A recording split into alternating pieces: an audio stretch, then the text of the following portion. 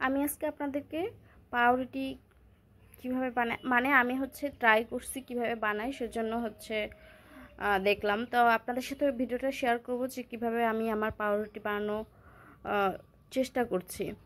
তো প্রথমে আমি এখানে একটি ডিম নিয়ে নিয়েছি নর্মাল টেম্পারেচারে থাকা। তারপরে চিনি নিয়ে নিয়েছি 1 কাপ। তারপরে চিনি সরি 1 কাপ না, 1/4 কাপ। তারপরে ইস্ট নিয়েছিলাম আমি 2 চা চামচ, চিনি, পরিমাণ মতো লবণ এবং তেল দিয়ে দিয়েছিলাম 1 কাপ। এরপরে আমি তরল দুধ দিয়ে দিব এখানে। তো এরপরে আমি এটা খুব ভালোভাবে ফেটিয়ে নেব। আমার ফেটানো হয়ে গেলে আমি এখানে ময়দা দিয়ে দিব 3 কাপ এবং আরও হাফ কাপের মতো। তো পরে আমি এটাকে খুব ভালোভাবে অ্যাডজাস্ট করে নেব, ময়দার সাথে মিশিয়ে নেব পরিমাণ মতো লবণ দিয়ে।